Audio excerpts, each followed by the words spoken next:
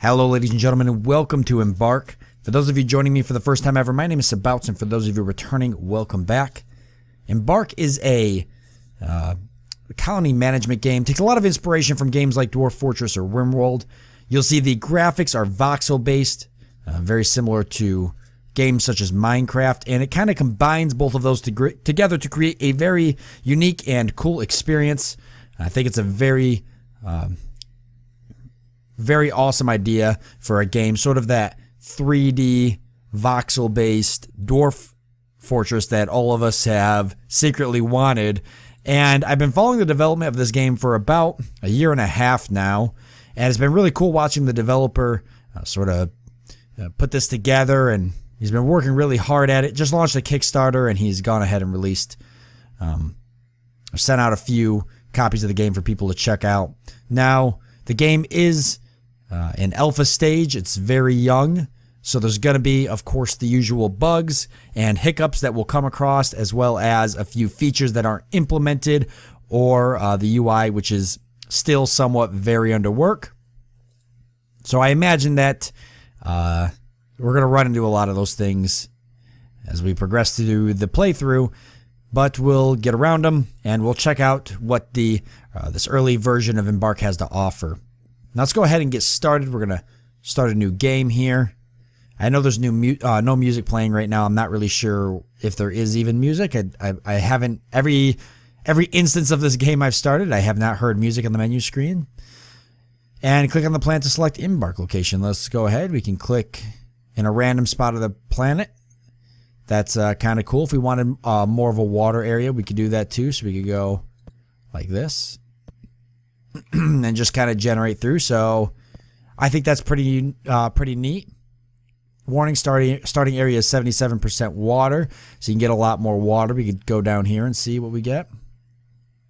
That's kind of unique. And these maps are very, very large. You can see the temperature's not bad around this time of year. We can set the difficulty if we want to.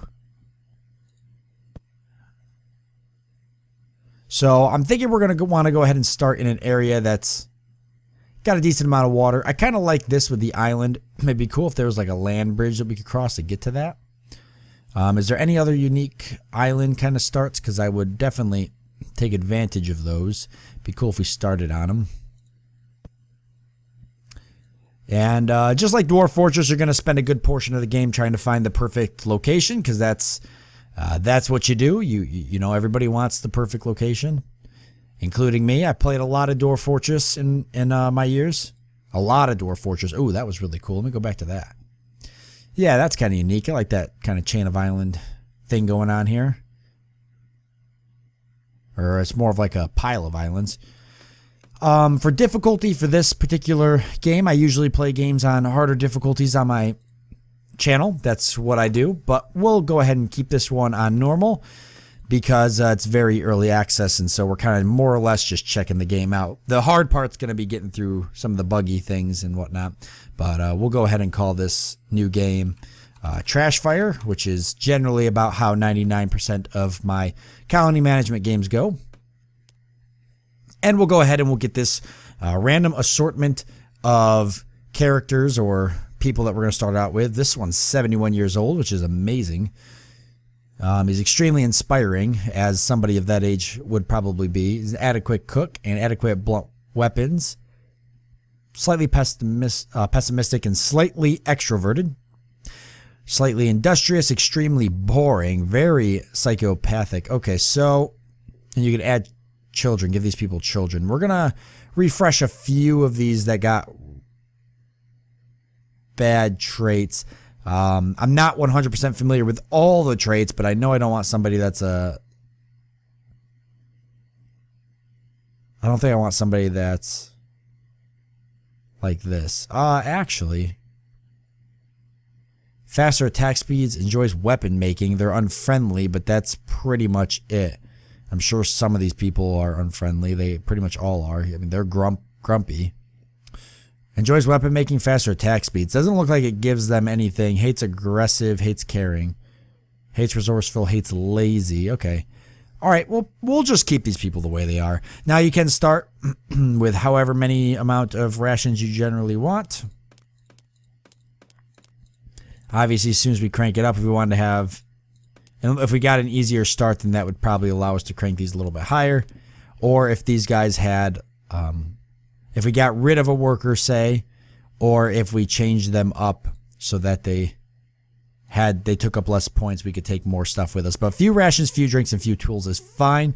We're going to start with everything we pretty much need with that. Now, these people actually are linked up, so I believe they are couples, which is pretty cool to start out with. And you can name these characters, so if anybody wants to be in the game, feel free to leave me a comment down below, and I'll go ahead and name these characters after anybody that wants a character. But please do keep in mind that it will be first come, first serve. I will write everybody down on a list, and as more people are added to our colony, I'll go ahead and get you guys in there. For as long as we can make this colony work, we might get attacked very quickly. I think you do get raided in this game. I haven't played the game long enough to see it happen, but I know it does happen.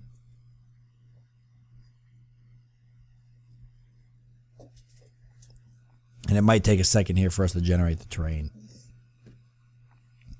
So yeah, this game's really neat because the voxel creates like a really interesting landscape. It generates caves and valleys and ravines, rivers, ponds, lakes. I mean, it's really cool how it sort of all develops. So like, the one thing I really enjoyed about Dwarf Fortress versus a game like maybe RimWorld was obviously the complexity and depth really got me, because those are two things I enjoy a lot in the games I play, or the complexity and the depth of the gameplay.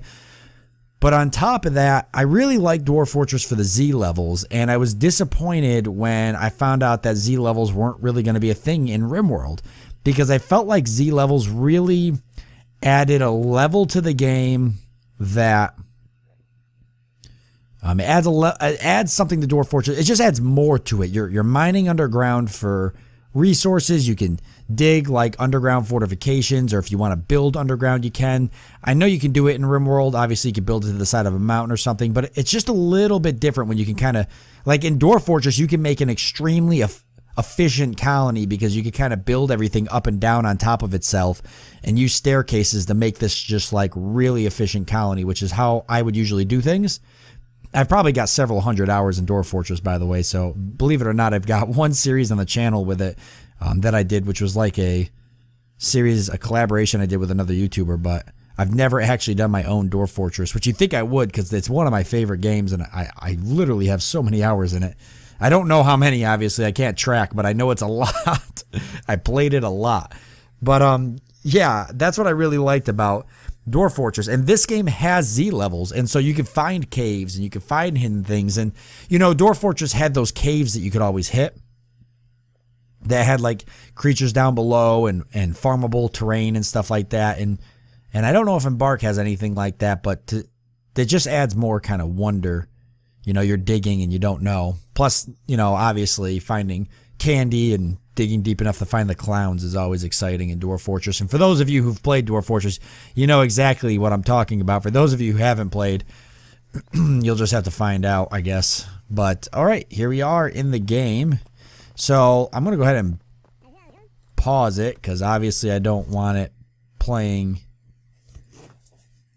in the background here. So, stranded. As the dust clears, the gravity of the situation dawns on your band of survivors. Securing a source of food will be a priority. So I'm assuming that we kind of crash landed here, and this is kind of our starting location. We can see, yeah, and actually, as you can see, the game's somewhat hard. It's not maneuvering all too well. I do have the graphics turned up all the way, but it's probably not. I mean, it looks fine, and it's not. I'm not getting really any lag. You know, I don't seem to be getting FPS drop. It's just it's almost like it's too, it's so good that it's hard to look at. Like,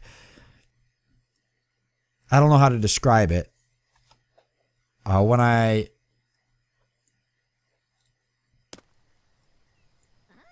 press play, I do, well, I don't seem to have any frame drops. I mean, other than the fact that these guys walk around weird. So that looks pretty good, actually.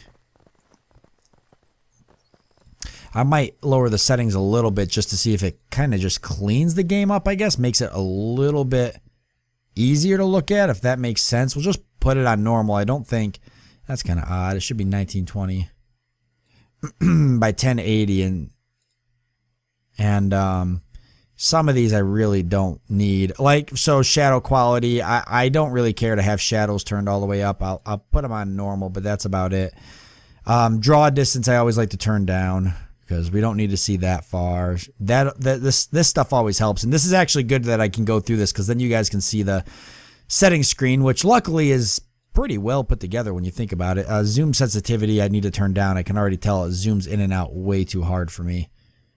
And even the look sensitivity, I play with sensitivities down usually on a lot of the stuff I play. Even when I play like shooter games, I always turn my sensitivity down for a lot of stuff. Nice, so that looks a lot better. I'll go ahead and turn reflections off. I don't need reflections.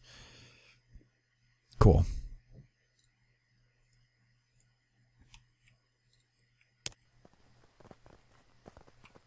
See, that's a lot better. All right, so let's pause it and take a look at the actual map we started on. So here's where we are. And it looks like a pretty good starting area right out the gate. We've got a water source over here, which is nice. What appears to be some type of cave going way down in. We can actually go down inside this cave. Check this out. Look at that. I can't go all the way in there, can I? Can I? No, I can't go all the way down in there, but I can look in. Kind of weird. Hard to see where it actually goes. It appears to go that way. We can do Z levels. That'll probably help. I don't know if I know how to... I apologize. I don't think I know how to navigate Z levels. I don't know. I know this does it, but I don't know what the hotkey is.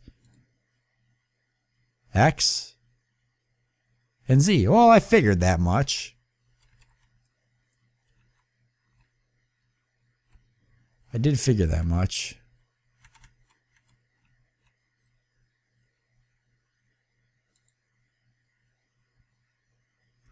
Okay, so we're navigating down Z levels now. It's hard to tell. But there we go. Because I was navigating down all the Z levels for the mountains. You can see mountains in the distance will be going down. We'll stay kind of close to where we need to be. Okay, let's go down a couple Z levels. Okay, that's what I wanted to see. So you can see we got like a valley here and it goes all the way down. Look at that. That's really cool. And this is what I wanted to show you guys. I thought that was really cool. What a unique way to do this, you know. Very neat. But we're going to come back up now. Back up. Back up. There we go. And right up to about there. So where did we start? Here's our little guys here. They're just kind of wandering around. They did come with a few rations and everything. We want to get them going out and sort of locate a spot for a campsite. I'm already thinking, just by looking the map over, I'm thinking maybe somewhere's over here. Is this water? Because if it is, I think this is where I want to start. It is water. And it fills this whole area. It's a small river. Things you're looking for, good farmland. Obviously, we don't want to be building in the desert probably, since we started off over here. Where we started is not really a good location, so if we just pick everybody up and move them, it's going to be best. I'm definitely thinking over here where there's a lot of trees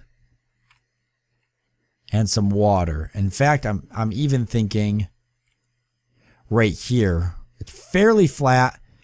A lot of trees, some food sources potentially. I don't know if I see any right off the bat, but I'm sure they're down here. Right there, some mushrooms over here. Yeah, like I said, fairly flat.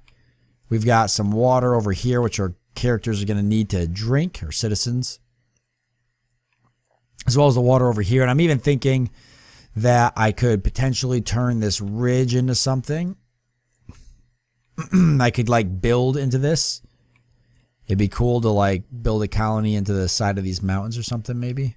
Do I have any other water sources that are maybe more in this area? I guess I can always dig them over. You can dig like aquifers and stuff, so that's pretty cool. We'll probably just go ahead and dig something and bring it over.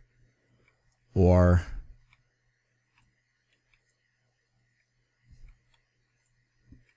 maybe even build right off this water here, sort of. Right off in this whole flat area. So I think this is going to be where we set up, is going to be right here. And we can build walls around it and be sort of like a, well, what am I thinking of? Like a harbor city kind of a deal, I guess. I don't know. That's kind of what I'm going to be going for. All right, we're going to set some stockpiles to be the first thing we do. Let's go ahead and get a raw food and drink stockpile. Now, where we put the stockpile doesn't matter right now. It'll matter a little bit more later down the road. So raw food and drink. I also want to get a stockpile for wood. That's going to be pretty important, and that should be a fairly large stockpile. So let's go ahead and put that one right here. Because we want to collect a lot of wood. All of this will move over time. And I think that's it. Do we want like a small seed stockpile? Probably. I don't know if we brought seeds. Not something I really checked to see. And prepared food and drink is going to be important as well. And we'll put that one right here.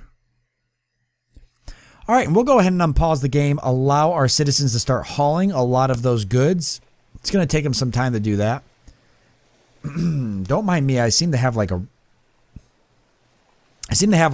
don't know, I don't know. Almost feels like I'm losing my voice. I don't know why, because I haven't.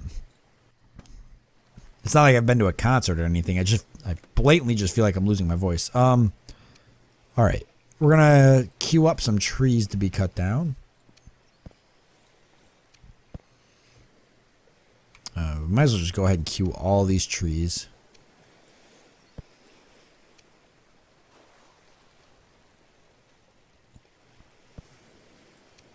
Like that. And they can just go ahead and cut all of that down. I'd like to also harvest some plants. We know we had the mushrooms. Where were they? Here we go. There's a bunch of mushrooms over here, and they're fairly close. So we should harvest all these because they'll make some good food. And is this like some type of fruit tree? I'm assuming we can harvest it. We can. I don't know what I'm going to get out of it, but I'm going to try.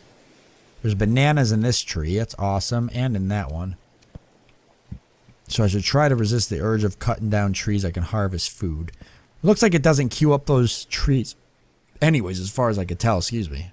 That's all I see for banana trees. Okay, cool. And let's go ahead and dig. Start clearing some flat land so we can get some farming going.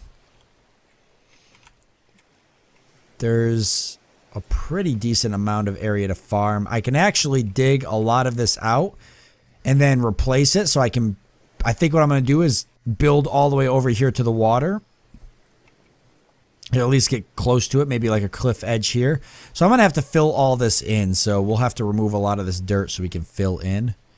This level right here where it's flat is going to be kind of like my ground level. So anywhere where it's sunk in, I'm going to count on doing that. I do see that I had it set to the wrong depth. So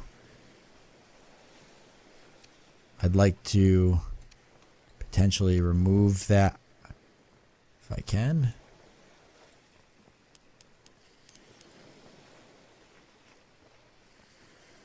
Oh. There we go. It took me a second to figure it out. Okay. Depth 1, yeah. There. Okay, let's set it to depth 1 and try that again. I want to dig this out. You can dig down like multiple depths. Obviously, I don't want to do that. That's not what I'm trying to do. Oh, it's going to make me do 2 there anyways. Why is that? Is it just because of the way I have it queued up?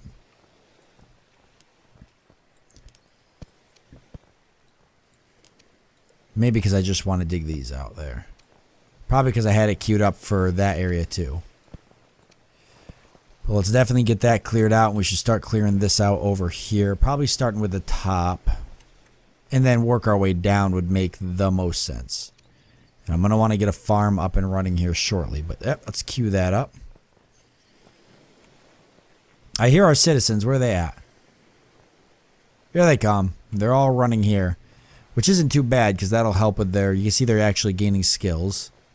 Oh, they even are swimming across the water. Interesting enough. They've got a decent hike. What'd they start? Right over here somewhere.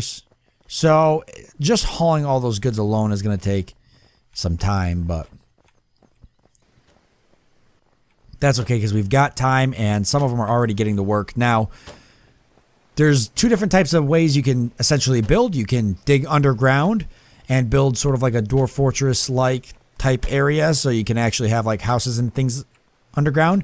And then you can do an above ground build using walls. I'm going to go ahead and do above ground. It's a little bit harder to do, but no stranger to taking on harder challenges. And I would like to do above ground because I just feel like building like an above ground city, you know. I just think it would look cool to have kind of houses, little huts and stuff out here. So filling in this area here, I think is where I'm going to put the huts. So I'll just kind of try to fill this down and out. Could take me a little bit of time, but we'll fill that out and that'll allow us to go ahead and put houses over here. I think this is I'm kind of debating, like, is this where I want to put houses or not? I think so. It makes the most sense. Where do I want the farming area, though? Actually, you know what? I'll build the houses over here along this ridge because I could dig into some of these maybe and do some houses. That'd be kind of cool.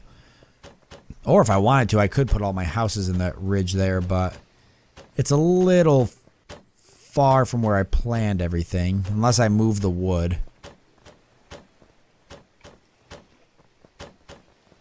I'll have to think it through. So it could potentially work. So it's something to think about, but nothing I got to worry about now. However, with that being said, that's going to be the end of this first episode. So I want to thank you all for joining me. Next time, we're going to go ahead and definitely start talking about where we want to do houses and how we want to do it. A lot of this needs to be filled in, but I think I'm just going to stick with what I'm doing now because I kind of like this. So just filling this in and putting houses here, and then we'll focus on putting walls and everything around and trying to get this place walled up early before we start getting raids. And that'll be how it goes. So I want to thank you all for joining me. I do hope that you've enjoyed it, and I look forward to seeing you next time.